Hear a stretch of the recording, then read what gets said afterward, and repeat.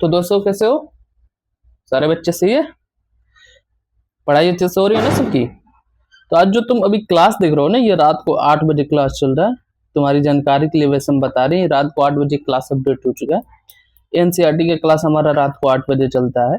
And एक update और दे दे कि सुबह में 10 बजे लाइव चलता है द हिंदू का current affair analysis. The Hindu का करंट अफेयर एनालिसिस सुबह में 10 बजे चलता है वैसे, ठीक है।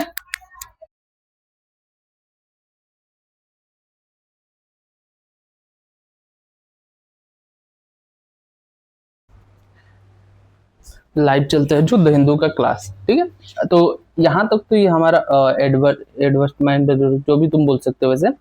एंड ये जैसे एक प्रायोजित हो गया, विज्ञापन अपना दे दिया हम खुद से ही ये तो ठीक है। अब इसके अलावा हम इस चैप्टर पे भी कुछ बात कर लेंगे।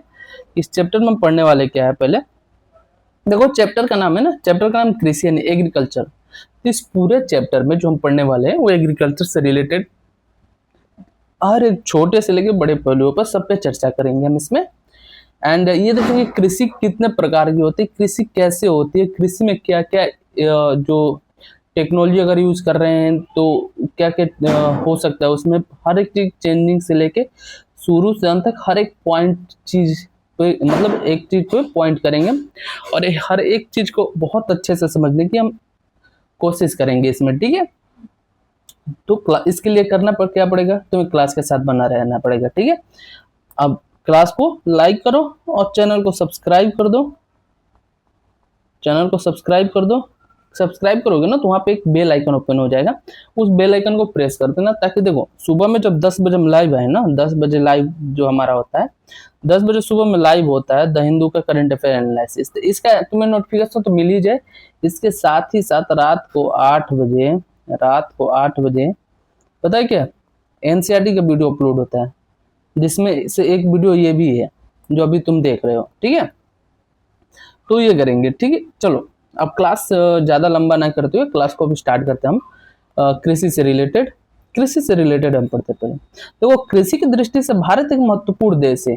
क्यों? क्योंकि यहाँ की बहुत सारी जनसंख्या, बहुत ही जनसंख्या, लगभग आधे से ज़्यादा जनसंख्या जो है वो कृषि पर ही निर्भर है, एग्रीकल्चर पर ही निर्भर है, ठीक है। तो ये कृषि की दृष्टि से भारत महत्वपूर्ण देश बन जाता है। इसकी जो 2/3 जनसंख्या है ना, कृषि कार्यों में संलग्न है, 2/3, समझ रहे हो ना, ठीक है।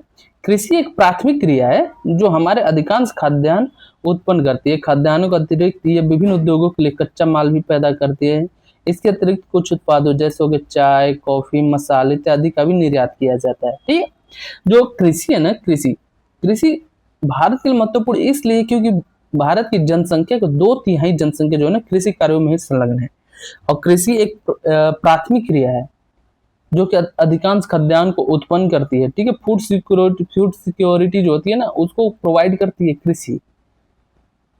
इसके अलावा ये कच्चा माल भी पैदा करती है तथा कुछ जो ऐसे उत्पाद होते हैं जिनको बिक्री किया जाता है, ऐसे जैसे चाय, कॉफी, मसाले, ये सारे का भी निर्यात किया जाता है। ये सारी चीजें भी कृषि के माध्यम से भी हमें प्राप्त होता है।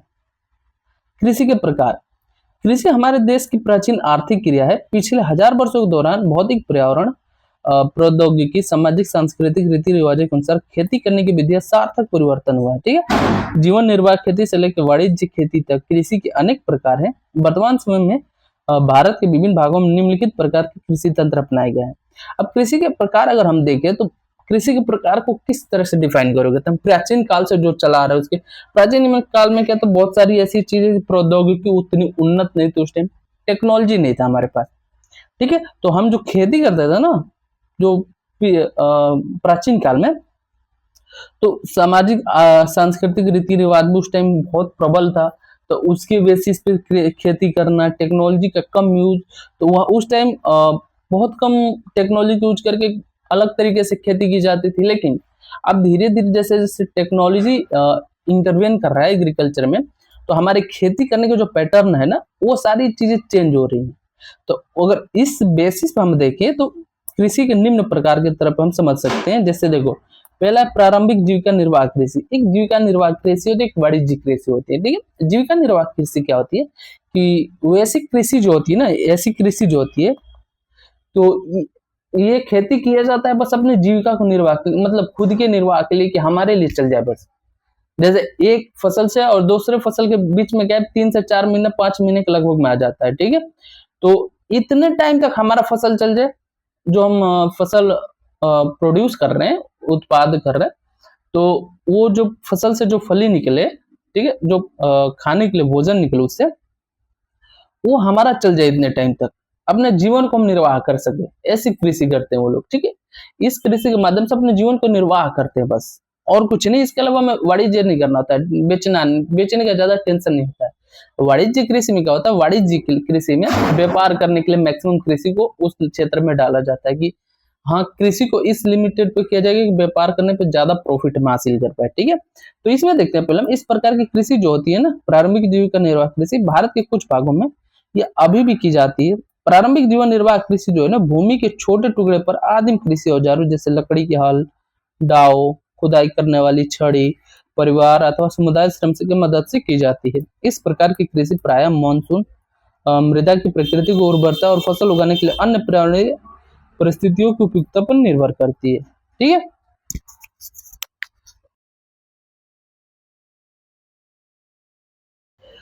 तो इस प्रकार प्रारंभिक जीविका निर्वाह कृषि जो होती है ना, प्रारंभिक जीविका निर्वाह कृषि जो है, ये एक भूमि के छोटे टुकड़े पर बहुत पुराने औजारों के साथ, मतलब जो पीढ़ियों से चली आ रही है, प्राचीन काल में जैसे किए जाते थे, ऐसे किए जाते हैं, अभी भी किए जाते हैं, ठीक है। अभी भी एग्जिस्ट करते हैं, कुछ जगहों पर ऐसे किए जाते हैं। इसमें क्या क्या प्रयोग किया जाता है, इसमें लकड़ी का हल हो गया, या डाव हो गया, खुदाई करने वाली छड़ी हो गई, या इसमें इसके साथ ही साथ परिवार अथवा समुदाय एक साथ मिलके खेती करते हैं, ऐसे करके। ऐसी कृषि न प्राय मानसून, मृदा की प्राकृतिक उर्वरता, मानसून वाले टाइम में, या मृदा की प्राकृतिक उर्वरता, ये सारी परिस्थितियों को उपयुक्तता पर निर्भर करके किया जाता है, ठीक है। ये अभी भी हो रही है वैसे। इसे कर्तन दहन प्रणाली कृषि है, ठीक है। ये कर्तन दहन प्रणाली कृषि, इसमें क्या किया जाता है ना, कि किसान जमीन के टुकड़े साफ करके उन पे अपने परिवार के भरण पोषण के लिए अनाज व अन्य खाद्य फसलें उगाते हैं, ठीक है। कर्तन दहन प्रणाली में क्या होता है कि एक जमीन देखा, जो ये रही है, इसको हम एक तरह से झूम खेती भी बोल सकते हैं, कि जो लोग होते हैं ना इस प्रणाली में लगे हुए, इस खेती की प्रणाली में लगे हुए, वो क्या करते हैं ना, कि एक जगह पे जाएंगे, देखेंगे जंगल जंगल साफ करेंगे, उस पूरे को जंगल को, उस एरिया को साफ करके पूरा, फिर वहां पे खेती करेंगे। अब अपने परिवार के भरण पोषण के लिए अनाज या खाद्य फसलें वहां उगाएंगे। अब जब मृदा की उर्वरता कम हो जाएगी ना, तो उसे किसान वो क्या करेगा, उस भूमि के टुकड़े से स्थानांतरित हो जाते हैं, ठीक है। एक जगह जाएंगे, जंगल काटे, जो भी था पूरा साफ सफाई किया, वहां पे खेती करना स्टार्ट किए, कुछ टाइम तक रुके, खेती किए, और जब देखे कि एक टाइम के बाद मिट्टी की उर्वरता क्या होगी, खत्म हो गई, मिट्टी जो है ना वहाँ की उर्वर अब नहीं रही, अब काम के योग्य नहीं है कि हम उस पर कोई अनाज उगाए या उग पाएगा, तो वो उस जगह से क्या होते हैं, स्थानांतरित कर लेते हैं, वहां से हट जाते हैं फिर, और कृषि के लिए एक भूमि का दूसरा टुकड़ा साफ करते हैं, और ढूंढ ढूंढ के ऐसे ही करके, ठीक है। कृषि के इस प्रकार का स्थानांतरण से प्राकृतिक क्रियाओं द्वारा मिट्टी की उर्वरता शक्ति बढ़ जाती है। चूंकि किसान उर्वरक अथवा अन्य आधुनिक तकनीकों का प्रयोग नहीं करते, इसलिए इस प्रकार की कृषि में उत्पादकता कम होती है। देश के विभिन्न भागों में इस प्रकार की कृषि को विभिन्न नामों से जाना जाता है, ठीक है। अब इस तरह से करने से क्या होगा ना, इससे इससे प्राकृतिक प्रक्रियाओं का द्वारा, जो मतलब बाढ़ हो गया या अ, बारिश हुआ, इससे क्या होगा ना, एक जगह छोड़ के दूसरे जगह चले गए, ठीक है। अब कुछ टाइम वहां पे टाइम मिला, वहां पे उस मिट्टी पे वो कुछ होकर किया नहीं जरा कुछ टाइम तक, तो इससे क्या होगा, उससे प्राकृतिक प्रक्रिया, जैसे बाढ़ आ गया उस क्षेत्र में, कुछ भी हो गया, तो उस एरिया की जो मिट्टी की उर्वरता हो ना, उस उर्वरता की शक्ति क्या हो जाएगी, बढ़ जाती है। अब क्यों बढ़ जाती है, क्योंकि जो ये किसान होते हैं ना, कर्तन धन प्रणाली जो अपनाते हैं, ये क्या करते हैं ना, वहां से तो अलग जगह स्थानांतरित हो गए, विस्थापित हो गए वो, ठीक है। तो वहां पे जैसे वो किसान क्या करते हैं, किसान उर्वरक का प्रयोग हो गया, या आधुनिक तकनीक, मॉडर्न जो टेक्नोलॉजी होते हैं, ये सारी चीजों का प्रयोग नहीं करते हैं, ठीक है। इसलिए इस प्रकार की कृषि में उत्पादकता क्या होती है, कम होती है। देश के विभिन्न भागों में इस प्रकार की कृषि के विभिन्न नामों से जाना जाता है। जैसे अगर हम उत्तर पूर्वी राज्यों में जाए ना, तो कर्तन धन प्रणाली को जैसे उत्तर पूर्वी राज्यों में अगर हम जाए तो इस टाइम इधर झूम कहा जाता है, ठीक है। असम हो गया, मेघालय हो गया, मिजोरम हो गया, नागालैंड हो गया, ऐसे क्षेत्रों में कर्तन धन प्रणाली की जो कृषि होती है ना, इसको झूम खेती कहा जाता है। और यही मणिपुर या पामलू, छत्तीसगढ़ का बस्तर जिले और अंडमान निकोबार द्वीप में से चल जाते, इसे दीपा कहा जाता है। झूम क्या होता है? झूम झूम कर्तन धन प्रणाली कृषि को मेक्सिको और मध्य अमेरिका में क्या मिल्पा कहा जाता है। वेनेजुएला में कोनुको, ब्राजील में रोका, मध्य अफ्रीका में मसोलो, इंडोनेशिया में लदांग, वियतनाम में रे आदि नामों से जाना जाता है, ठीक है। भारत में प्रारंभिक किस्म की खेती अनेक नामों से जानी जाती है, जैसे मध्य प्रदेश में जाओगे तो बेबर या दहिया बोलते हैं, आंध्र प्रदेश में पोडू या पेंडा कहते हैं, उड़ीसा में पामडाबी या कुमान या बरिंगा, पश्चिमी घाट में कुमारी, दक्षिण पूर्वी राजस्थान में वालरे वाल्टरे, हिमालय के क्षेत्र में जाओगे तो खेल, झारखंड में जाओगे तो खुरुआ, उत्तर पूर्वी प्रदेशों में जाओगे तो झूम कहते हैं इसे, ठीक है। अब आगे देखें हम, तो दूसरा हमारा जो है कृषि का प्रकार वो है गहन जीविका कृषि। इस प्रकार की कृषि उन क्षेत्रों में की जाती है जहां भूमि पर जनसंख्या का दबाव अधिक होती है। यह श्रम गहन खेती है जहां अधिक उत्पादन के लिए अधिक मात्रा में जैव रासायनिक निवेशों और सिंचाई का प्रयोग किया जाता है, ठीक है। गहन जीविका कृषि जो होती है ना, गहन जीविका जो कृषि हम करते हैं, ये कृषि जो होती है ना, ये कृषि उन क्षेत्रों में की जाती है जहां पर जनसंख्या अत्यधिक होती है, ठीक है। जो पॉपुलेशन का होता है प्रेशर बहुत ज्यादा क्रिएट होता है, यानी पॉपुलेशन बहुत ज्यादा होने की वजह से उस एरिया में जो हम कृषि कर रहे हैं वो ज्यादा करने की, कृषि की मतलब क्षमता बढ़ाने की, उस एरिया में ज्यादा दबाव होता है उत्पन्न। एक घर में 10 लोग हैं, छोटा सा खेत है, तो उसमें ज्यादा कैसे उत्पादन हो जाए उसको लेके कोई भी कुछ भी करने को तैयार है। इसलिए इस क्षेत्र में जो कृषि की जाती है उसमें ना रासायनिक जो निवेश हो गई या सिंचाई का प्रयोग किया जाता है, या ऐसे बोल सकते हो उर्वरक जो होता है रासायनिक, इसमें भारी मात्रा में प्रयोग किया जाता है ताकि उत्पादन भारी मात्रा में हो, जिससे जो उस एरिया की जनसंख्या है ना वो कम से कम भूखा ना रहे एंड उनको खाने के लिए तो मिल जाए, ठीक है। भू स्वामित्व में विरासत के अधिकार के कारण पीढ़ी दर पीढ़ी जोतों का आकार छोटा और अलाभप्रद होते जा रहा है, और किसान वैकल्पिक रोजगार न होने के कारण सीमित भूमि से अधिकतम पैदावार लेने की कोशिश करते हैं, अतः कृषि भूमि पर बहुत अधिक दबाव है, ठीक है। अब समय समय क्या होता है ना, भू स्वामित्व, देखो मान लो किसी के घर में 8, हमारे बीघा बोलते हैं इसको, या कट्ठा ले लो, 8 कट्ठा खेत है, ठीक है। किसी के फादर साहब का, आप तुम्हारे फादर साहब को हम ले ले तो मान लो 8 कट्ठा खेत है, ठीक है। 8 कट्ठा खेत होने के बाद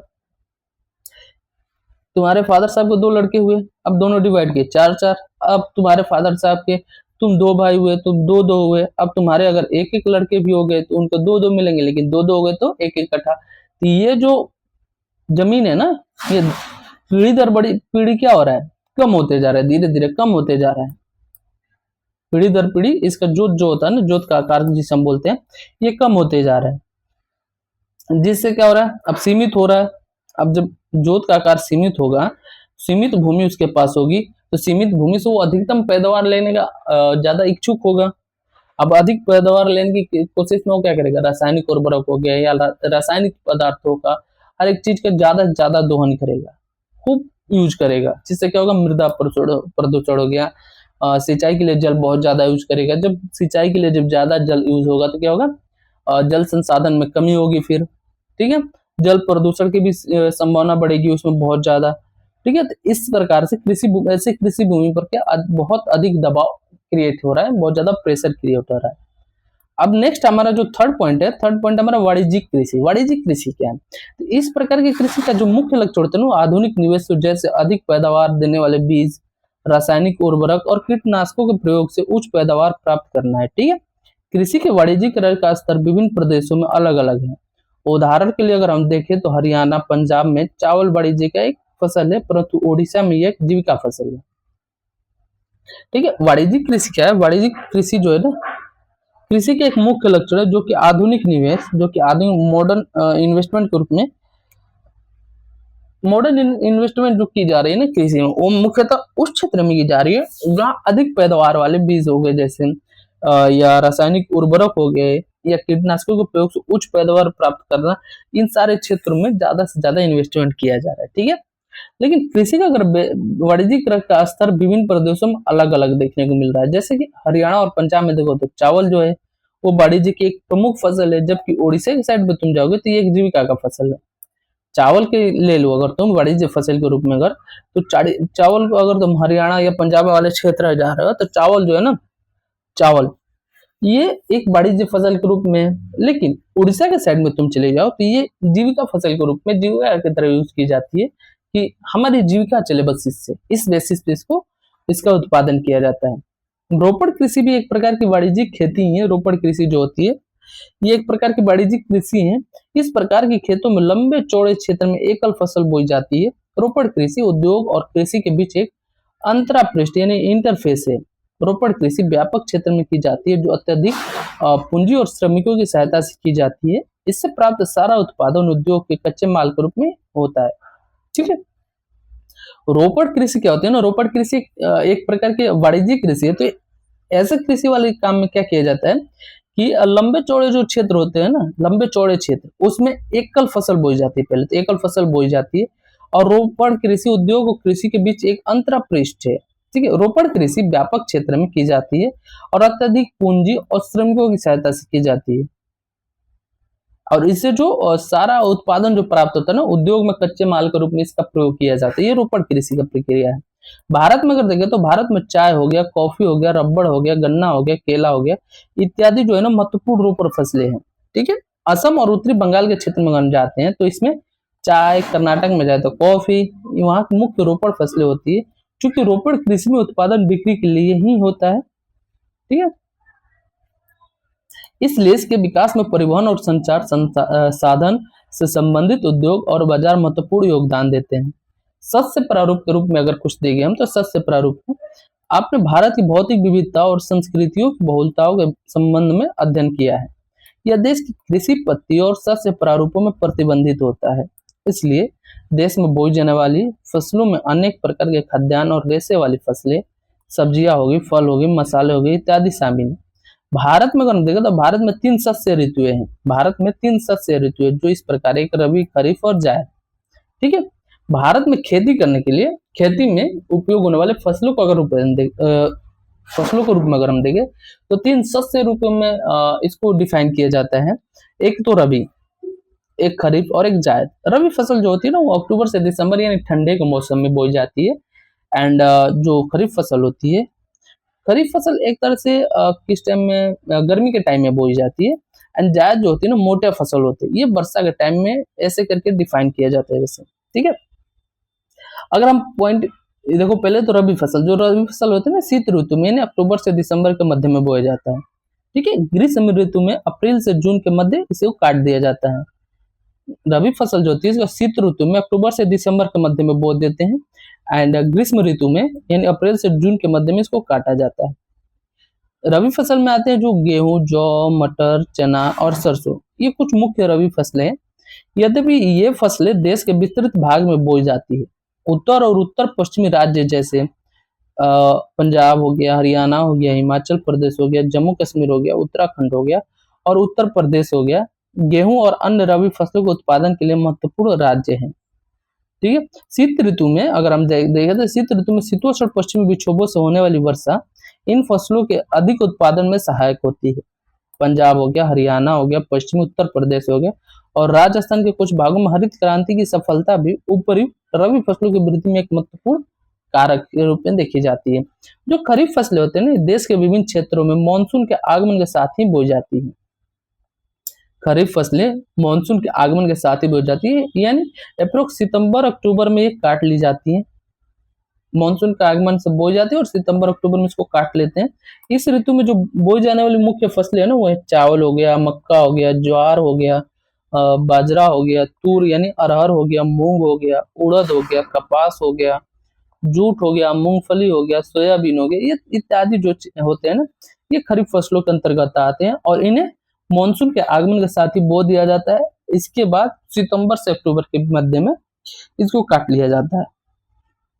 चावल की खेती का अगर क्षेत्र के रूप में हम बात करें तो चावल की खेती मुख्य रूप से असम हो गया, पश्चिम बंगाल हो गया, ओडिशा हो गया, आंध्र प्रदेश, तेलंगाना, तमिलनाडु, केरल और महाराष्ट्र में, विशेष महाराष्ट्र के विशेषकर कोंकण तटीय क्षेत्रों, उत्तर प्रदेश, बिहार में भी की जाती है इसकी। ठीक है, लेकिन पिछले कुछ वर्षों में चावल जो है ना पंजाब और हरियाणा में बोई जाने वाली महत्वपूर्ण फसल बन गई है।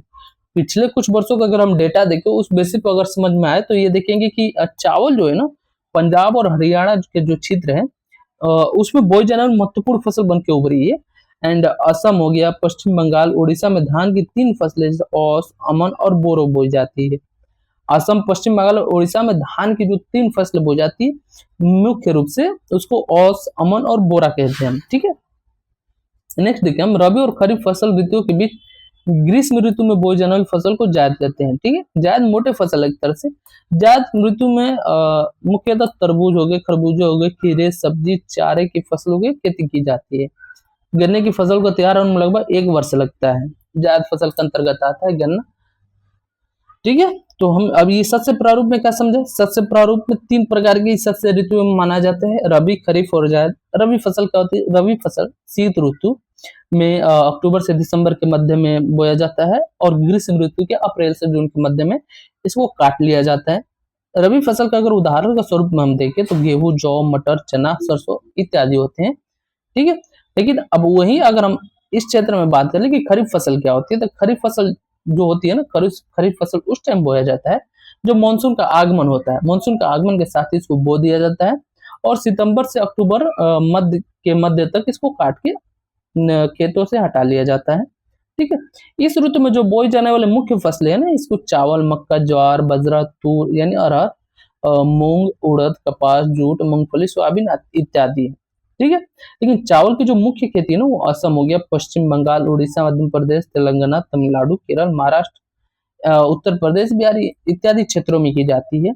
लेकिन अगर एक रिवीजन के तौर पर हम देखें, एक डेटा के बेसिस पे देखें तो चावल जो है ना पिछले कुछ वर्षों में बहुत हेवी रूप से उसका प्रोडक्शन किस क्षेत्र में किया जा रहा है? पंजाब और हरियाणा के बीच में किया जा रहा है। अब तीसरा पॉइंट हम समझे जायद कृषि के बारे में। जायद कृषि क्या होती है ना, रबी और खरीफ फसल इनके बीच में जो ग्रीष्म ऋतु में जो फसलें बोई जाती है ना उसको जायद ऋतु वाली फसलें कहते हैं।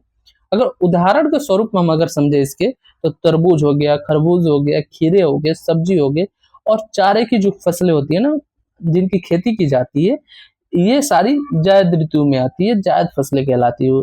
अब बाकी बात करें अगर गन्ने की फसल के बारे में हम तो गन्ने का फसल को तैयार होने में लगभग 1 वर्ष का समय लग जाता है, ठीक है। अब नेक्स्ट आते हैं, नेक्स्ट हमारा मुख्य फसलों के बारे में हम थोड़ा सा बात कर लें। जैसे देखो मिट्टी, जलवायु और कृषि पत्ती मंत्र के कारण देश की विभिन्न क्षेत्रों में अनेक प्रकार की खाद्य फसलें उगाई जाती है।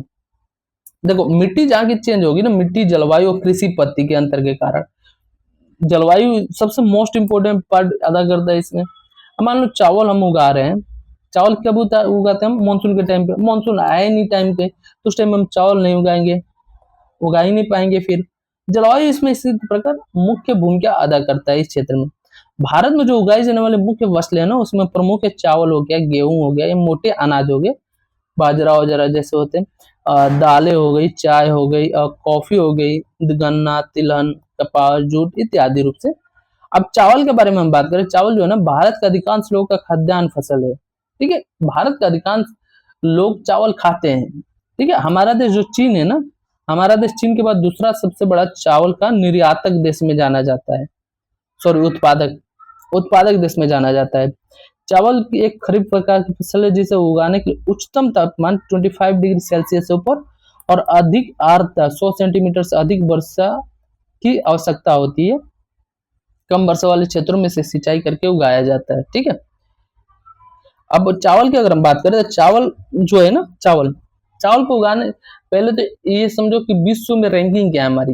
चीन के बाद हम दूसरे सबसे बड़े उत्पादक है चावल के, भारत, ठीक है। अगर ये इसको उगाना है ना, चावल को उगाना है तो चावल उगाने के लिए सबसे जो उच्च तापमान क्या होता है, इसका हाईएस्ट टेम्परेचर जो बोलते हैं 25 डिग्री सेल्सियस के ऊपर होना चाहिए, यानी मिनिमम टेम्परेचर कितना होना चाहिए 25 डिग्री सेल्सियस। एंड अधिक आर्द्रता यानी 100 सेंटीमीटर से अधिक की वर्षा होनी चाहिए। अब जिस क्षेत्र में वर्षा हो नहीं रही है वहां पे क्या सिंचाई के माध्यम से ये जो चावल का फसल है उसको उगाया जाता है।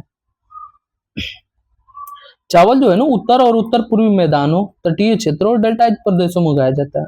नहरों के जाल और नलकूपों की सघनता के कारण पंजाब हो गया, हरियाणा हो गया या पश्चिमी उत्तर प्रदेश तुम देख सकते हो, या राजस्थान के कुछ कम वर्षा वाले क्षेत्रों में चावल की फसल उगाना संभव हो पाया है। ठीक है, चावल जो है ना, चावल उत्तर उत्तर क्षेत्र देख लो या उत्तर पूर्वी मैदान क्षेत्र देख लो, तटीय क्षेत्र, डेल्टाई क्षेत्र, इन प्रदेशों में उगाया जाता है क्योंकि यहाँ पे पानी की उपलब्धता ज्यादा होती है, सिंचाई के अनेक साधन उपलब्ध होते हैं अच्छे से अच्छे, तो इससे कोई प्रॉब्लम नहीं होता है। तो देन नारों के जाल बिछाकर नलकूपों की सघनता के कारण इन सारे क्षेत्रों में खेती की जाती है चावल की। ठीक है, अब नहरों के जाल और नलकूपों की सघनता बहुत ज्यादा बढ़ाने की वजह से पंजाब, हरियाणा, पश्चिमी उत्तर प्रदेश और राजस्थान, ये जो कम वर्षा वाले क्षेत्र हैं, ये भी अब चावल की फसल को उगा पा रहे हैं और उगाना इनके लिए संभव हो पाया है। नेक्स्ट फसल अगर हम देखें तो गेहूं के बारे में, गेहूं के बारे में अगर हम जाने तो गेहूं भारत की जो है ना दूसरी सबसे महत्वपूर्ण खाद्यान्न फसल है। गेहूं जिससे तुम आटा बनाते हो, आटा की रोटी जो खाते हो, जो देश के उत्तर और उत्तर पश्चिमी भागों में पैदा की जाती है। गेहूं उत्तर और उत्तर पश्चिमी भागों में उगाई जाती है। रबी की फसल को उगाने के लिए शीत ऋतु और पकने के समय खिली धूप की आवश्यकता होती है। ठीक है, अगर रबी की कोई फसल है, रबी फसल, उसको उगाने के लिए ना मिनिमम क्या चाहिए, स्टार्टिंग में शीत ऋतु चाहिए, और जब एक टाइम के बाद वो ग्रो कर जाए, बड़ा हो जाए, तो उस टाइम पकने के टाइम उसके खिली धूप की आवश्यकता होती है। लेकिन इसको उगाने के लिए ना सामान्य रूप से वितरित 50 से 75 सेंटीमीटर वार्षिक वर्षा की आवश्यकता होती है। गेहूं को उगाने के लिए 50 से 75 सेंटीमीटर वार्षिक वर्षा की आवश्यकता होती है। देश में अगर गेहूं उगाने वाले दो मुख्य क्षेत्रों की हम बात करें तो इसमें उत्तर पश्चिम में गंगा सतलज का मैदान और दक्कन का काली मिट्टी वाला प्रदेश माना जाएगा इसमें सबसे प्रमुख रूप से। गेहूं का हम क्या समझे, गेहूं के लिए जो स्टार्टिंग में रोपने के लिए चाहिए ना, इसको शीत ऋतु के टाइम में रोपा जाता है और पकने के समय खिली धूप की आवश्यकता होती है। गेहूं को उगाने के लिए समान रूप से क्या वितरित 50-75 सेंटीमीटर वार्षिक वर्षा की आवश्यकता होती है। अगर दो मुख्य क्षेत्रों की बात करें जिसमें गेहूं उत्पादन की जाती है, तो पहला तो ये होगा कि उत्तर पश्चिम में जो गंगा सतलज का मैदान है, और दक्कन का दूसरा पॉइंट है कि दक्कन का काली मिट्टी वाला प्रदेश। ठीक है, लेकिन पंजाब हो गया, हरियाणा हो गया, उत्तर प्रदेश, मध्य प्रदेश, बिहार हो गया, राजस्थान हो गया, इसके कुछ भाग जो है ना गेहूं पैदा करने वाले मुख्य राज्य हैं। ठीक है, अब मोटे अनाजों में आते हैं मिलेट्स, मोटे अनाज में आते हैं।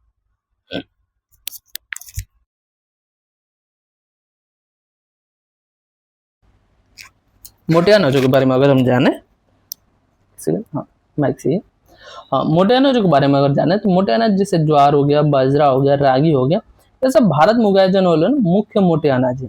यद्यपि अगर हम देखें तो मोटा अनाज इन्हें कहा जाता है, परंतु इनमें पोषक तत्वों की मात्रा अत्यधिक होती है। मोटे अनाज जो होते हैं, ठीक है, ज्वार हो गया, बाजरा हो गया, रागी हो गया, इनमें ना पोषक तत्वों की मात्रा जो होती है ना अत्यधिक होती है। उदाहरण के स्वरूप में देखें तो रागी में जो होते हैं ना प्रचुर मात्रा में लोहा, यानी फास्फोरस, कैल्शियम, सूक्ष्म पोषक या भूसी मिलती है। ठीक है, और क्षेत्रफल और उत्पादन की दृष्टि से ज्वार देश की तीसरी महत्वपूर्ण खाद्यान्न फसल है। यह फसल वर्षा पर निर्भर होती है। अधिकतर आर्द्र क्षेत्र वाले क्षेत्र में उगाए जाने के कारण इसके लिए सिंचाई की आवश्यकता नहीं होती। इसका प्रमुख उत्पादक राज्य है महाराष्ट्र, कर्नाटक, आंध्र प्रदेश और मध्य प्रदेश। ठीक है, मोटे अनाज के क्षेत्रों में अगर हम देखें तो पहले तो रागी, रागी में क्या होता है, प्रचुर मात्रा में लोहा हो गया, कैल्शियम हो गया, सूक्ष्म पोषक तत्व हो गए और भूसी जो मिलती है हमें। ठीक है, लेकिन अगर क्षेत्रफल और आयतन के अनुसार हम देखें, क्षेत्रफल और आयतन की दृष्टि से देखें तो ज्वार जो है ना हमारे देश की तीसरी महत्वपूर्ण खाद्यान्न फसल है।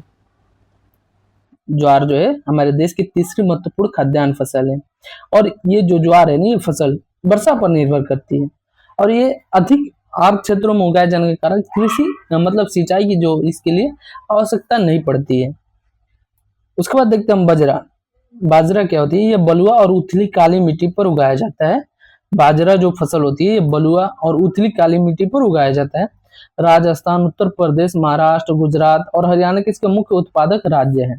ठीक है, रागी जो है ना, रागी शुष्क प्रदेशों की फसल है, और ये लाल हो गया, काली हो गया, बलुआ, दोमट और उथली काली मिट्टी पर अच्छी तरह से उगाई जाती है। बाजरा की फसल जो होती है ना, बाजरा की फसल बलुआ या उथली काली मिट्टी पर उगाई जाती है, यानी ऐसे क्षेत्रों में जहाँ जैसे राजस्थान हो गया, उत्तर प्रदेश हो गया, महाराष्ट्र, गुजरात, हरियाणा हो गया, इसके मुख्य उत्पादक राज्य हैं। ठीक है, रागी जो है ना,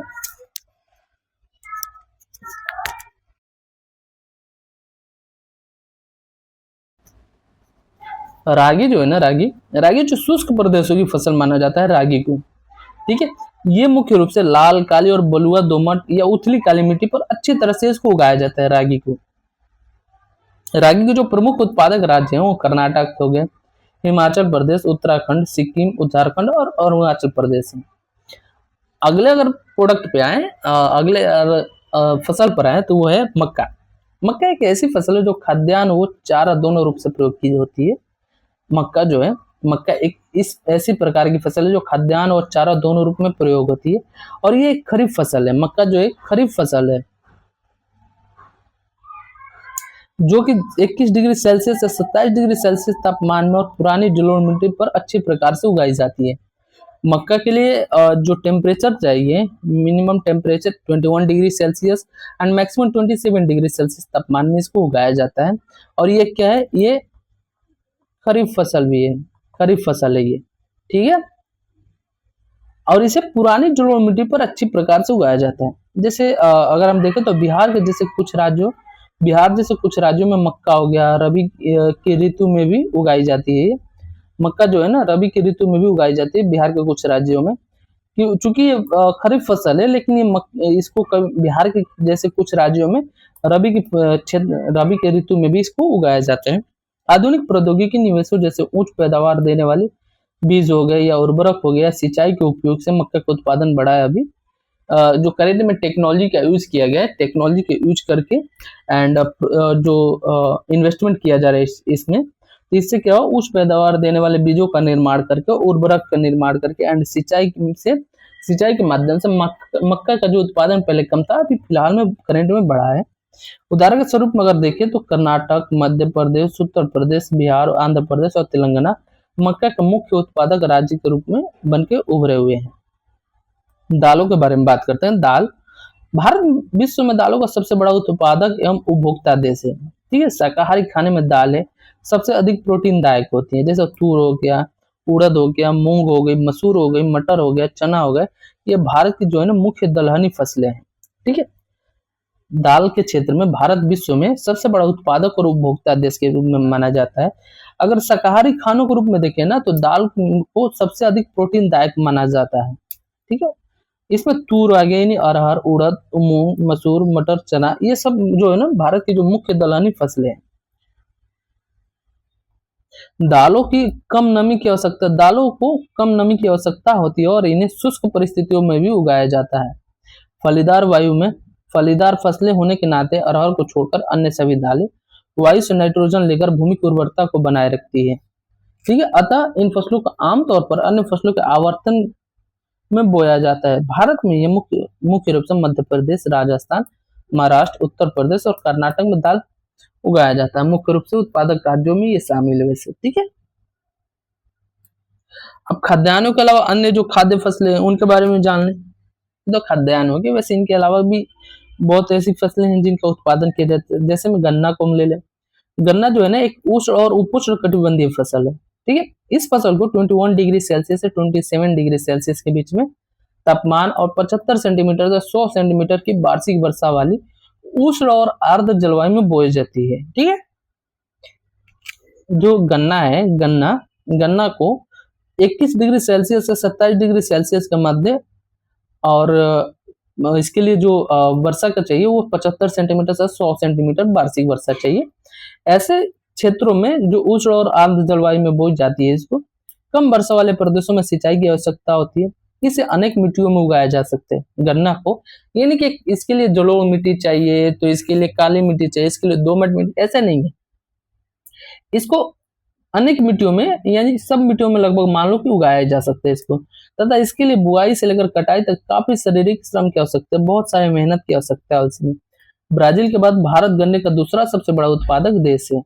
ठीक है, पहले नंबर पर ब्राजील है, उसके बाद भारत जो है ना, भारत गन्ना का सबसे बड़ा उत्पादक देश में जाना जाता है। और गन्ना का प्रयोग चून हो गया, चीनी हो गया, या गुड़ हो गया, खंडसारी हो गया, सीरा हो गया, ये सब सारी चीजें बनाने में काम आता है। उत्तर प्रदेश, महाराष्ट्र, कर्नाटक, तमिलनाडु, आंध्र प्रदेश, तेलंगाना, बिहार, पंजाब, हरियाणा, ये जो क्षेत्र है ना, ये गन्ना का मुख्य उत्पादक राज्य के रूप में जाने जाते हैं। नेक्स्ट हम देखते हैं तिलहन। तिलहन जो है ना 2015 में भारत विश्व में चीन के बाद दूसरा सबसे बड़ा तिलहन उत्पादक देश था। और सन 2015 में तोरिया के उत्पादन में भारत विश्व में कनाडा और चीन के बाद तीसरा स्थान था। तोरी, ठीक है। देश में कुल बोए के क्षेत्र में 12% भाग पर कई तिलहन की फसलें उगाई जाती हैं।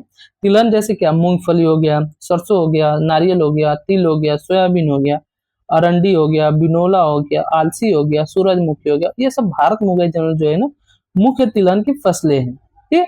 इनमें से अगर अधिकतर खाद्य हैं और खाना बनाने में प्रयोग की जाती है, जैसे में देखो सोयाबीन हो गया, सरसों हो गया, सरसों जो हो गया, अरंडी का तेल भी किया जाता है, मूंगफली का तेल भी यूज किया जाता है, तिल का भी खाने में प्रयोग किया जाता है, सारी चीजों का इसमें अधिकतर जो होता है ना, अधिकतर जो खाद्य है इसमें मतलब खाना बनाने में इसका प्रयोग किया जाता है अधिकतर का। सोयाबीन का तेल भी होता है, परंतु इनमें से कुछ तेलों के बीजों को साबुन हो गया, प्रसाधन यानी श्रृंगार के सम्मान और उबटन उद्योग में कच्चे माल के रूप में भी प्रयोग किया जाता है इसका।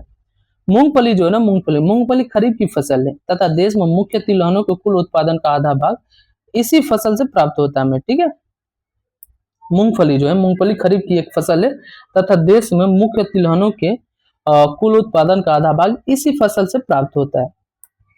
गुजरात, राजस्थान, तमिलनाडु, महाराष्ट्र मूंगफली के मुख्य उत्पादक राज्य हैं। अलसी हो गया या सरसों हो गया, ये रबी की फसलें।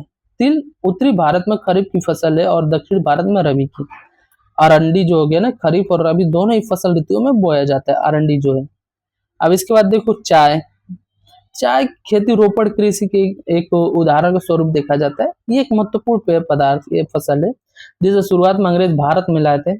आज अधिकतर चाय बागानों के मालिक भारतीय हैं।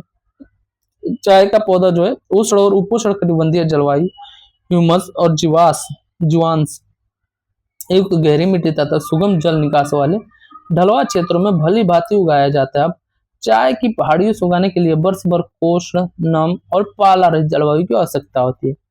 वर्ष भर समान रूप से होने वाली वर्षा की बौछारें इनकी कोमल पत्तियों के विकास में क्या होती है, सहायक होती हैं। चाय एक श्रम सघन उद्योग है, इसके लिए प्रचुर मात्रा में सस्ता और कुशल श्रम चाहिए। इसकी ताजगी बनाए रखने के लिए चाय की पत्तियां बगान में संसाधित की जाती है। चाय के मुख्य उत्पादक क्षेत्र है असम, पश्चिम बंगाल में दार्जिलिंग, जलपाईगुड़ी जिलों की पहाड़ियां और तमिलनाडु और केरल है। इसके अलावा हम अगर क्षेत्र देखो तो हिमाचल प्रदेश, उत्तराखंड, मेघालय, आंध्र प्रदेश और त्रिपुरा इत्यादि राज्य भी चाय में उगाई जाती है। ठीक है। सन 2015 में भारत विश्व में चीन के बाद दूसरा सबसे बड़ा चाय का उत्पादक देश है। ठीक है। चाय के बारे में अगर हम बात करें तो चाय की खेती जो है ना एक रोपड़ कृषि के एक उदाहरण के रूप में प्रस्तुत है। इसका स्टार्ट जब उस टाइम हुआ था जब अंग्रेज भारत में इसको लेकर आए थे। ठीक है। अब इसको उगाने के लिए क्या चाहिए, चाय का पौधा जो होता है ना उष्ण और उपोष्ण कटिबंधीय जलवायु पर निर्भर होता है बहुत से ज्यादा। इसके अलावा ह्यूमस और जीवांश युक्त जो गहरी मिट्टी होती है तथा जो जल का निकास होता है, जल वहां रुके नहीं, जल का निकास हो जाए, जल आए लेकिन निकास हो जाए उसका, ढल वाले क्षेत्र में इसको भाली भांति से उगाया जाता है। इसलिए अधिकतर अगर हम देखें ना तो अधिकतर चाय की खेती कहाँ पे की जाती है, असम हो गया, पश्चिम बंगाल के दार्जिलिंग या जलपाईगुड़ी जो है, इन जिलों के पहाड़ियों वाले क्षेत्रों में, तमिलनाडु वाले क्षेत्र या केरल वाले क्षेत्र में देख सकते हैं। इसके अलावा हिमाचल प्रदेश जो पहाड़ी क्षेत्र है एंड उत्तराखंड, मेघालय, आंध्र प्रदेश और त्रिपुरा में भी इसको देखा जाता है। ठीक है। अब उसके बाद हमारा आता है कॉफी। कॉफी क्या है, भारतीय कॉफी अपनी गुणवत्ता के लिए विश्वविख्यात है। हमारे देश में अरेबिका किस्म की कॉफी पैदा की जाती है जो आरंभ में यमन से लाई गई थी। ठीक है।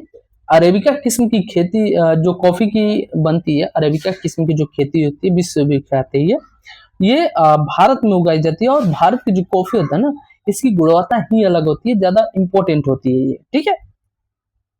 इस कॉफी को यमन से लाई गई थी अरेबिका किस्म की खेती के लिए। ठीक है। इस किस्म की कॉफी को विश्व भर में अधिक मांग है। इसकी कृषि की शुरुआत बाबा बुदन पहाड़ियों से हुई और आज इसकी खेती नीलगिरी की पहाड़ियों के आसपास कर्नाटक, केरल, तमिलनाडु से की जाती है। ठीक है। ये इसकी जो खेती की स्टार्ट हुई ना कॉफी की, इसकी शुरुआत कब हुई, कहाँ से हुई, किस साइड से हुई, बाबा बुदन की पहाड़ियों से हुई और आज अगर विस्तृत क्षेत्रों में फैलकर नीलगिरी की पहाड़ियों के आसपास ये कर्नाटक हो गया, केरल क्षेत्र हो गया, तमिलनाडु क्षेत्र में की जाती है। बागवानी फसलों के बारे में अगर हम बात करें तो बागवानी फसलों सन 2015 में भारत विश्व में फलों और सब्जियों के उत्पादन में चीन के बाद दूसरा स्थान है इसका बागवानी फसल में। ठीक है। भारत जो है ना उष्ण और शीतोष्ण कटिबंधीय दोनों ही प्रकार के फलों का उत्पादक है। भारतीय फलों जिनमें से महाराष्ट्र हो गया, आंध्र प्रदेश हो गया, तेलंगाना हो गया, उत्तर प्रदेश होगा और पश्चिम बंगाल के आम नागपुर हो गया, या चेरापूंजी मेघालय के संतरे हो गए, केरल हो गए, मिजोरम, महाराष्ट्र और तमिलनाडु के केले। ठीक है, ये जो होते हैं ना बागवानी फसलें, उत्तर प्रदेश और बिहार में लीची हो गए, मेघालय के अनानास हो गया, आंध्र प्रदेश और तेलंगाना महाराष्ट्र के अंगूर हो गए, हिमाचल प्रदेश और जम्मू कश्मीर के सेब, नाशपाती, खुबानी, अखरोट। विश्व भर में इनकी मांग बहुत ज्यादा है। ठीक है, ये सारी बागवानी फसलें बागों के माध्यम से की जाती है। भारत का जो मटर है ना, भारत का मटर, फूल गोभी, प्याज हो गया, बंद गोभी हो गया, टमाटर हो गया, बैगन हो गया, आलू हो गया, उत्पादन में इसका विश्व में प्रमुख स्थान है। ठीक है, अखाद्य फसलों के बारे में अब अभी तक तो हम जो समझे ये सारे खाद्य फसलों के बारे में हम समझे, लेकिन अब कुछ अखाद्य फसलें उनके बारे में थोड़ा सा विस्तृत चर्चा हम करते हैं। अगर देखो, इसमें एक रबड़ आता है। रबड़ का जो रबड़ की खेती जो होती है ना, ये भूमध्य रेखीय क्षेत्र की एक फसल है ये, परंतु विशेष परिस्थितियों में उष्ण और उपोष्ण क्षेत्रों में भी उगाई जाती है। भूमध्य रेखीय क्षेत्र की फसल है रबड़, लेकिन कुछ परिस्थितियां ऐसी होती है ना इसकी, विशेष रूप से ऐसी परिस्थितियां जैसे उष्ण और उपोष्ण क्षेत्रों में उनका पालन करके उगाया जाता है इसको। इसके लिए ना 200 सेंटीमीटर से भी अधिक वर्षा और 25 डिग्री सेल्सियस से अधिक तापमान वाली नम और आर्द्र जलवायु की आवश्यकता होती है। ठीक है, रबड़ जैसे फसलों के उत्पादन के लिए 200 सेंटीमीटर से अधिक वर्षा और 25 डिग्री सेल्सियस अधिक तापमान वाली नम और आर्द्र जलवायु की आवश्यकता होती है। रबड़ जो है, रबड़ एक महत्वपूर्ण कच्चा माल के रूप में प्रयोग होता है जो उद्योगों में प्रयुक्त होता है। इसे मुख्य रूप से केरल क्षेत्र, तमिलनाडु हो गया, कर्नाटक हो गया, अंडमान निकोबार द्वीप समूह हो गया और मेघालय में जो गारो पहाड़ियों में इसको उगाया जाता है। रेशेदार फसलों की हम बात करें, अगर रेशेदार जो फसलें होती है कपास, जूट, सन और प्राकृतिक रेशम भारत में उगाई जाने वाली 4 मुख्य रेशेदार फसलें हैं। इनमें से पहली जो 3 मिट्टी में फसलें उगाने प्राप्त होती है और चौथा रेशम कीड़ों के कोकून से प्राप्त होती है।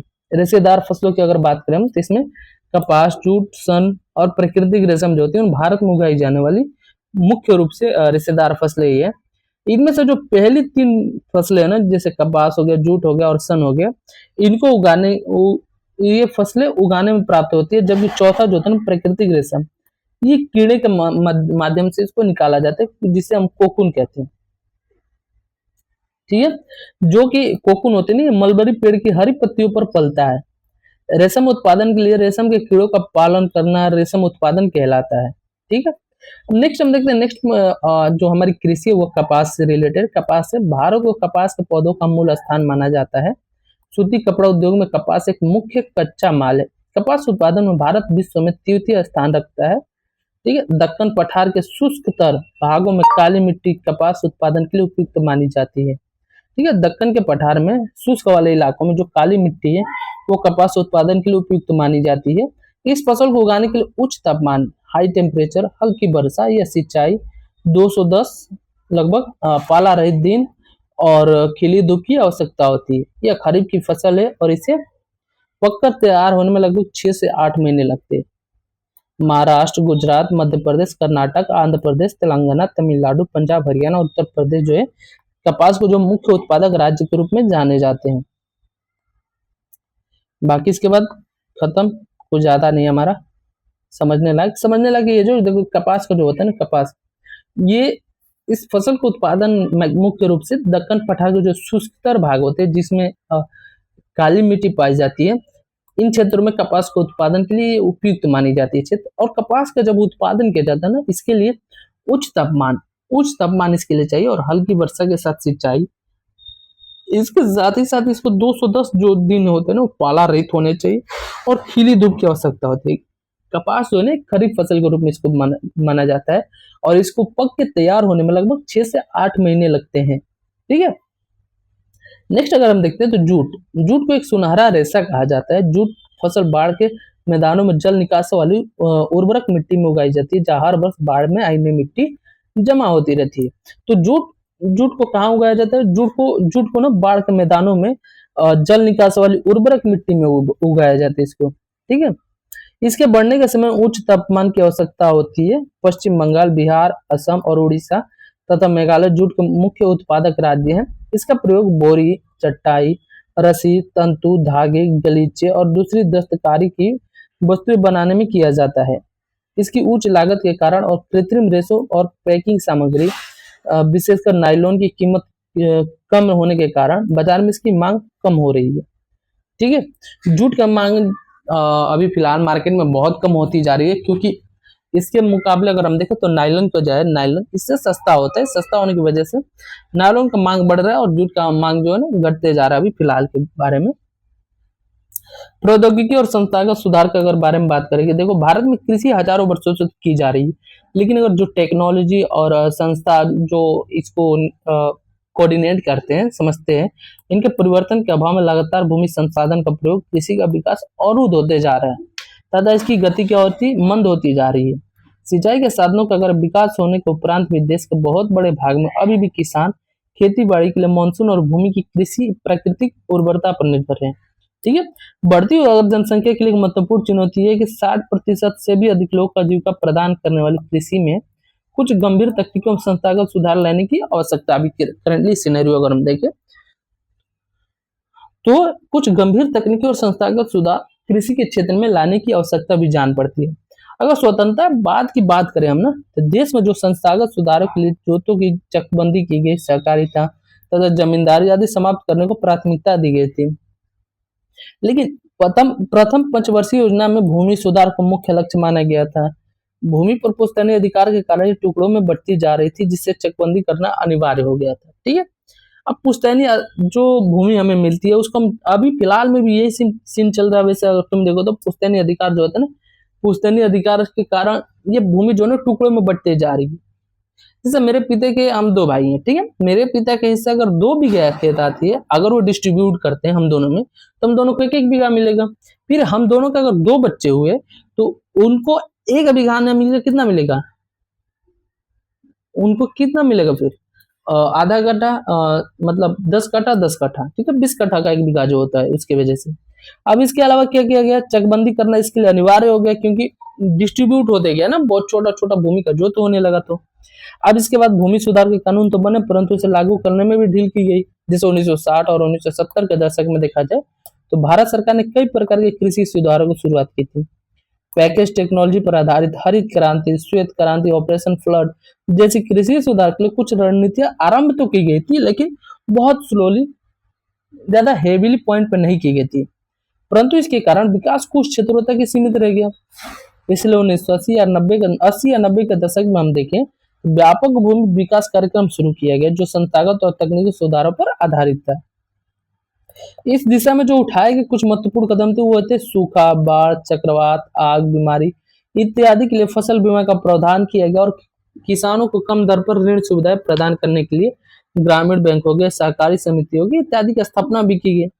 अब किसानों के लाभ के लिए ना भारत सरकार ने किसान क्रेडिट योजना स्टार्ट की, व्यक्तिगत दुर्घटना बीमा योजना स्टार्ट की। इसके अलावा आकाशवाणी और दूरदर्शन पर किसानों के लिए मौसम की जानकारी, बुलेटिन, कृषि कार्यक्रम इत्यादि प्रसारित करने लगे। किसानों को बिचौलियों और दलालों को शोषण से बचाने के लिए न्यूनतम सहायता मूल्य यानी एमएसपी, मिनिमम सपोर्ट प्राइस, और कुछ महत्वपूर्ण फसलों के लाभदायक खरीद मूल्यों की सरकार ने घोषणा कर दी है। ठीक है। ये सारी चीजें करने के बावजूद अभी कृषि हमारा बहुत पिछड़ता जा रहा है। इसके कारण क्या क्या हो सकते हैं, ये सारे क्वेश्चन आंसर तुम्हें करने वैसे ध्यान रहे। ठीक है। अगर हम देखें नेक्स्ट में कि कृषि का अंतरराष्ट्रीय जो राष्ट्रीय अर्थव्यवस्था, रोजगार और उत्पादन में क्या क्या योगदान है, अगर हम देखें तो कृषि जो है ना भारतीय अर्थव्यवस्था की रीढ़ की हड्डी रही है। ठीक है। सकल घरेलू उत्पाद में कृषि योगदान का अनुपात 1951 से लगातार घटने के उपरांत 2010-11 में देश की लगभग 52% जनसंख्या का रोजगार और आजीविका का यह साधन अभी भी है। ठीक है। कृषि का सकल घरेलू उत्पाद में घटता अंश गंभीर चिंता का विषय है, क्योंकि कृषि में किसी भी प्रकार की गिरावट और प्रगतिरोध अर्थव्यवस्था के अन्य क्षेत्रों में गिरावट लाएंगे, जो समाज के लिए व्यापक निहितार्थ है। अगर कृषि के महत्व को समझते हुए भारत सरकार इसके आधुनिकीकरण पर भरसक प्रयास किए हैं, जैसे कृषि विश्वविद्यालय की स्थापना करना, पशु चिकित्सा सेवाएं, पशु प्रजनन केंद्रों की स्थापना करना, बागवानी विकास करना, मौसम विज्ञान, मौसमों के पूर्वानुमान के क्षेत्र का अनुसंधान और विकास को वरीयता देना। ये सारी चीजें, ये जो सारी चीजें तुम्हें दिख रहा है ना, ये सारी चीजों का भारत सरकार ने आधुनिकीकरण के लिए कृषि में भरसक प्रयास किए हैं। अगर पिछले कुछ वर्षों के अनुसार अगर देखें तो सकल घरेलू उत्पाद में वृद्धि हुई है, परंतु इससे देश में पर्याप्त मात्रा में जो रोजगार के अवसर उपलब्ध नहीं हो रहे। ठीक है। कृषि में जो विकास की दर है वो कम होते जा रही है, जो कि एक चिंताजनक स्थिति के रूप में है। ठीक है। अब आगे देखते हैं, आगे हमारे के वैश्वीकरण पर कृषि का क्या प्रभाव पड़ रहा है। वैश्वीकरण एक नई घटना नहीं है, उपनिवेश काल से स्थिति मौजूद थी। यूरोपीय व्यापारी जो उस टाइम से भारत आए, वो मसाले विश्व के अन्य देशों से निर्यात किए जाते थे, ठीक है। दक्षिण भारत में किसानों को इन फसलों को उगाने के लिए प्रोत्साहित किया जाता था। और आज भी अगर हम देखें तो गरम मसाले जो है ना, भारत में निर्यात किए जाने वाले मुख्य वस्तुओं में शामिल है, ठीक है। ब्रिटिश काल में जो अंग्रेज व्यापारी थे ना, भारत के कपास क्षेत्र को आकर्षित हुए और भारतीय कपास को ब्रिटेन के जो सूती वस्त्र उद्योग के लिए कच्चे माल के रूप में निर्यात करते थे। मैनचेस्टर, लिवरपूल में सूती वस्त्र उद्योग भारत में पैदा होने वाली उत्तम किस्म की कपास की उपलब्धता पर फली फूली है, ठीक है। अगर 1917 में बिहार में हुए चंपारण आंदोलन के बारे में आपने देखा होगा, इसकी शुरुआत जो इसलिए हुई थी कि इस क्षेत्र में किसानों पर नील की खेती करने के लिए दबाव डाला गया था। नील ब्रिटेन के सूती वस्त्र उद्योग के लिए कच्चा माल था। ये किसान इसलिए भड़के क्योंकि उन्हें अपने उपभोग के लिए अनाज उगाने से मना कर दिया गया था, ठीक है। नील की खेती वाला जो प्रॉब्लम था कि उनको अपने नील की खेती करने के लिए जबरदस्ती किया जाता था कि आप नील की ही खेती करोगे, इस पे ज्यादा प्रेशर क्रिएट किया जाता था।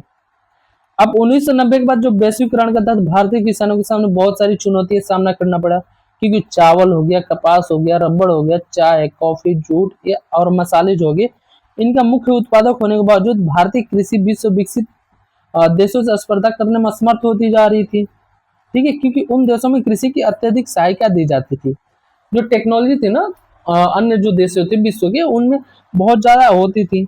सागौन के क्लोन के उत्तक संवर्धन के रूप में ये तुम देख सकते हो। वैसे आज जो भारतीय कृषि दोराहे पर है, जैसे कैसे देखो, भारतीय कृषि को सक्षम और लाभदायक बनाना है तो सीमांत और छोटे किसानों की स्थिति सुधारने पर जोर देना होगा। हरित क्रांति ने लंबा चौड़ा वायदा किया, ठीक है, परंतु आज यह कई विवादों से घिरी हुई देखी जा रही है। यह आरोप लगाया जाता है कि हरित क्रांति के दौरान रसायनों का अधिक प्रयोग, जल वृत्तों के सूखने और जैव विविधता विलुप्त होने के कारण भूमि का जो है निम्नीकरण हुआ है। अगर आज हम देखें, जीन क्रांति संकेत शब्द है जिसमें जेनेटिक इंजीनियरिंग सम्मिलित होती है, इसके बारे में हम देखें तो। और इसके साथ ही जीन एडिटिंग के साथ ही साथ कार्बनिक ऑर्गेनिक कृषि के आज अधिक प्रचलन है, क्योंकि ये उर्वरकों और कीटनाशकों जैसे कारखानों में निर्मित रसायनों के बिना की जाती है, इसलिए पर्यावरण पर इसका नकारात्मक प्रभाव भी नहीं पड़ता है। कुछ अर्थशास्त्रियों का अगर हम माने तो जनसंख्या के कारण घटते आकार के जोतों पर यदि खाद्यान्नों की खेती होती रही तो भारतीय किसान का भविष्य अंधकार में होते जाएगा, ठीक है। भारत में लगभग 83.3 करोड़ लोग लगभग 25 करोड़ हेक्टेयर भूमि पर निर्भर है, ठीक है। इसके प्रकार से अगर हम देखें तो इससे आमदनी अधिक होगी और अधिक पर्यावरण निम्नीकरण में कमी आएगी। चावल या गन्ने का बहुत कम सिंचाई वाले आवश्यकता है। ये सारी चीजें, बहुत सारी ऐसी चीजें जिसे तुम चेंजेबल किया जाना चाहिए। बाकी क्वेश्चन आंसर से तुम कंप्लीट करोगे एंड जस्ट कंप्लीट करने के बाद देखोगे, ठीक है। बाकी हम कल के क्लास में जो पढ़ेंगे ना, खनिज तथा ऊर्जा संसाधन के बारे में विस्तृत रूप से अध्ययन करेंगे। बाकी हम एक बार फिर से हम तुम्हें रिमाइंड करा दे कि जो सुबह में 10 बजे 10 AM पे द हिंदू का क्लास हमारा लाइव होता है, तो इससे जुड़ना ना भूलो। एंड इसके बाद 8 बजे रात को एनसीईआरटी का क्लास हमारा लाइव होता है, जिसमें अभी हम जियोग्राफी कर रहे हैं, क्लास 10th का चल रहा है, ठीक है। तो वो हम कर रहे हैं, वो अपलोड होगा। एंड कुछ पॉइंटर जो होता है ना करंट अफेयर से रिलेटेड, जो कि ज्यादा महत्वपूर्ण होते हैं, उनके लिए भी वीडियो 2 से 3 बजे के लगभग में मतलब तुम्हें प्रोवाइड कर दी जाएगी। इसके साथ ही साथ तुम्हें एक और चीज की फैसिलिटी दी गई है इसमें, द हिंदू का जो तुम अगर एक घंटे के मिनिमम तो हो ही जाती है लगभग, कि 1 घंटे का द हिंदू का जो करंट अफेयर क्लासेस हो, पूरा का पूरा एनालिसिस अगर ले हम तो 1 घंटे के लगभग में समथिंग हो जाता है। लेकिन इसके एक विस्तृत एक शॉर्ट्स के माध्यम से लगभग 1 मिनट के अंदर पूरे दिन का जो मेन फोकस्ड एरिया होता है ना, उसको एक शॉर्ट्स के माध्यम से अपलोड कर दिया जाता है चैनल पे, तुम जाके देख सकते हो, ठीक है। बाकी क्लास में जुड़ने की ज्यादा कोशिश करो। इसके साथ ही साथ इस वीडियो को भी लाइक करो एंड चैनल को सब्सक्राइब करके बेल आइकन प्रेस कर दो, ताकि जो भी अभी तुम्हें वीडियो मिले वो जल्दी से वीडियो तुम्हें प्रोवाइड हो। एंड जैसे बेल आइकन तुम प्रेस करोगे तो जैसे हम लाइव आएंगे द हिंदू का करंट अफेयर्स के लिए, या वीडियो अपलोड होगा, कुछ भी लाइव होगा, तो तुम्हें नोटिफिकेशन प्राप्त हो जाएगा, ताकि तुम्हें समझने में अच्छे से आसानी हो जाए, ठीक है। बाकी हम मिलते हैं कल के क्लास में, तब तक अपना ख्याल रखना, अपना ध्यान रखना। जय हिंद।